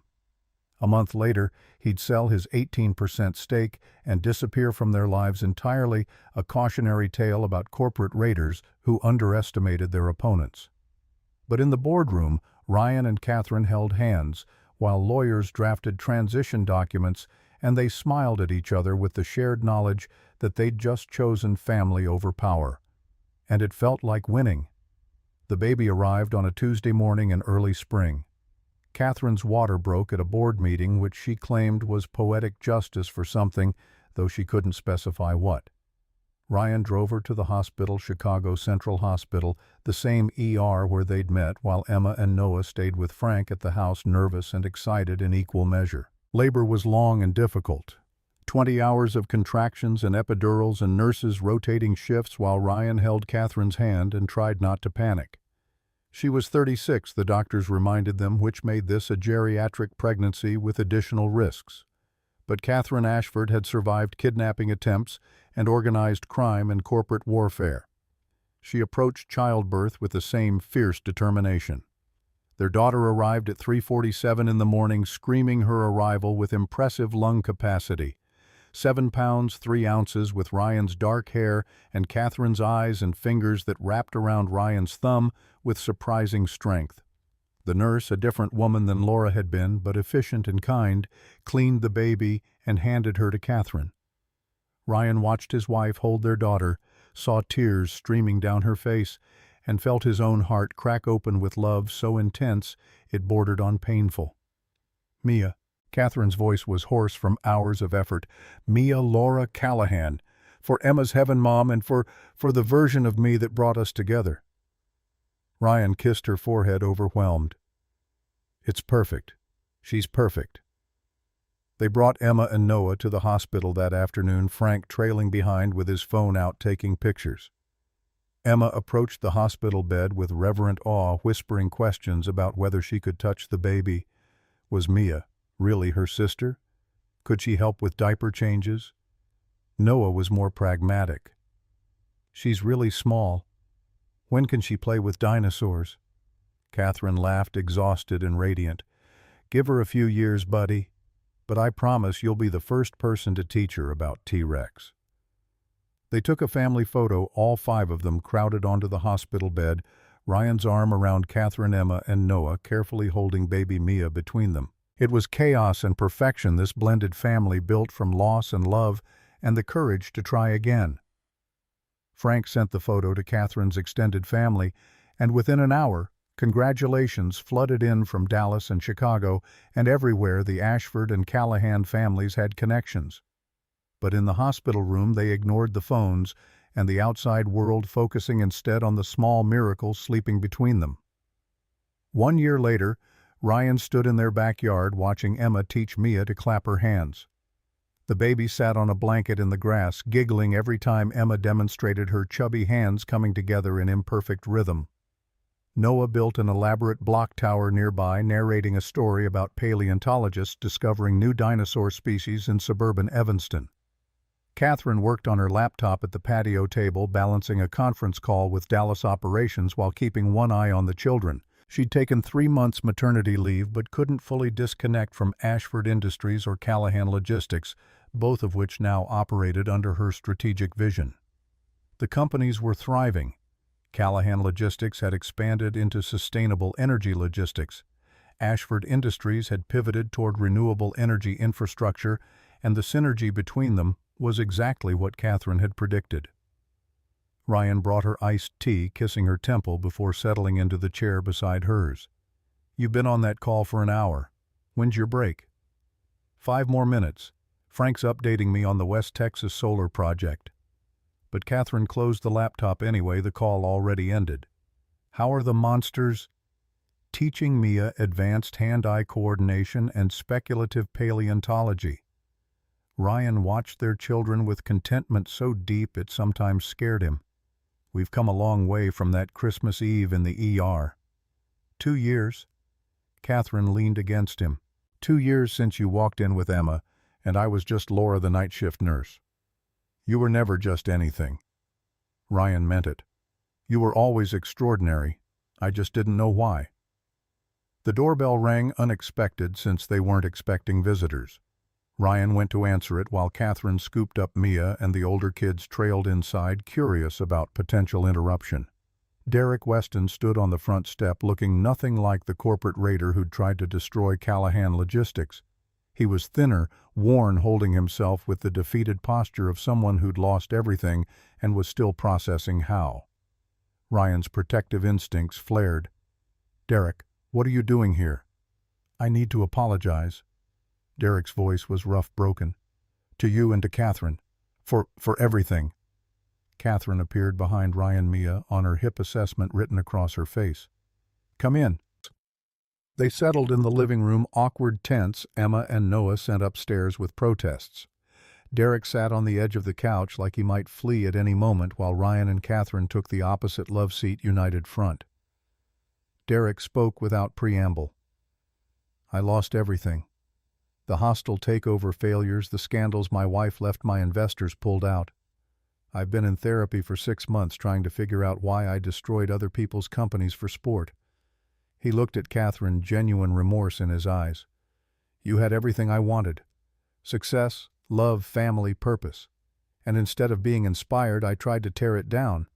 The identity fraud story, the board challenges, I was cruel because I was jealous. Catherine's voice was measured. You tried to ruin my reputation and destroy Ryan's company. Why should I accept your apology? You shouldn't. Derek's laugh was bitter. I don't deserve forgiveness, but my therapist says I need to make amends where possible. So I'm here telling you I was wrong, that you built something real while I was building nothing but acquisition strategies and hostile takeovers. And I'm sorry." Ryan studied the man who'd caused them so much pain, saw genuine brokenness there. He thought about second chances, about how Catherine had been given one when she stopped hiding, about how he'd been given one when Sarah died, and he'd eventually found love again. His voice was quiet but firm. "I forgive you, Derek." Catherine looked at him sharply. Ryan met her gaze steadily, seeing her internal struggle. Finally she sighed. "I forgive you too. But Derek, you need to rebuild yourself before you can rebuild anything else. Get help. Find purpose beyond acquisition. And stay away from my family." Derek nodded, standing to leave. "Thank you. I don't expect friendship or reconciliation. Just wanted you to know I'm working on being better." He paused at the door. "For what it's worth, watching you two find each other made me realize what I was missing. Sometimes the best revenge is building something worth protecting." He left, and Ryan and Catherine sat in the quiet aftermath. Mia babbled from her playpen, oblivious to adult complications. Upstairs, Emma and Noah's voices drifted down as they played some elaborate game. "You forgave him." Catherine's voice carried surprise and something that might have been pride. "He's broken and trying to fix himself. I remember what that felt like." Ryan pulled her closer. "And I'm happy, Catherine. Too happy to hold grudges." They sat together watching their daughter play while their older children laughed upstairs, and the moment felt complete. Whole. Like everything they'd survived had led to this quiet Tuesday afternoon in suburban Evanston, where two broken people had rebuilt themselves into something stronger together. That evening, after the kids were in bed and the house finally quiet, Ryan and Catherine stood on their rooftop terrace. They'd added it during renovations last year, a place to escape the chaos, to watch the city lights and remember where they'd come from. Catherine leaned against the railing, the ring Ryan had given her at the gala, catching starlight. "Do you ever think about how different things could have been if I'd never been hiding, if we'd met as ourselves from the beginning?" Ryan wrapped his arms around her from behind, resting his chin on her shoulder. "Would we have even seen each other, Catherine Ashford, oil heiress, and Ryan Callahan, middle-class logistics CEO? Our worlds didn't overlap until you became Laura."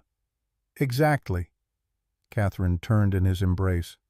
"I had to lose everything to find what mattered. Had to hide to discover who I really was beneath the money and the name and the fear.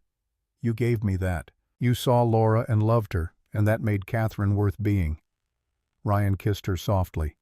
"And you reminded me that life doesn't end with loss. That loving again isn't betraying what came before. That it's okay to be scared and hopeful simultaneously." They stood on the terrace while the city spread beneath them like a carpet of lights, each one representing a life, a story, a chance at something meaningful. Somewhere in that vast complexity, two broken people had found each other and chosen to build something whole. No regrets. Catherine's question was soft, vulnerable, despite 2 years of marriage. Not a single one. Ryan meant it with every cell in his body. "You're the second chance I didn't know I needed. And I'd do it all again, the fear, the uncertainty, the danger, just to end up here with you." Catherine smiled, and in that smile Ryan saw both versions of her merged into one complete person. Laura's gentleness and Catherine's strength, the nurse who saved lives and the heiress who built empires, the woman who'd hidden for 15 years and the one brave enough to stop running. "Then we're both exactly where we're supposed to be." She kissed him again, deeper this time, full of promise and history, and the future they'd continue building together. Inside, baby Mia stirred in her crib, and Catherine went to check on her while Ryan lingered on the terrace. He thought about Sarah, about the love they'd shared and the life they'd built. Thought about how grief didn't end, it just made space for new love to grow alongside it. About how second chances weren't betrayals but gifts, and accepting them took more courage than hiding in the past. He thought about Emma, healing from her mother's death by gaining a new family, about Noah finding the father he'd never had, about Mia growing up surrounded by love, built from loss and determination, and the stubborn refusal to let fear win. And he thought about Catherine, who'd given up billions to work night shifts in Oak Park, who'd risked everything for a chance at normalcy, who'd chosen to stop running and trust that love could be stronger than danger or money or all the reasons they shouldn't work. She appeared in the terrace doorway, backlit by the house's warm light. "Mia's asleep. Emma and Noah are out cold. It's just us." Ryan crossed to her, taking her hand, leading her inside to the life they'd built together. And as he closed the terrace door behind them, sealing out the city and its chaos, he felt nothing but gratitude for the Christmas Eve when a scared little girl's fever had led him to an ER where a nurse hummed carols and told fairy tales and changed his entire world. Love wasn't always easy, it wasn't always safe, but it was always worth the risk.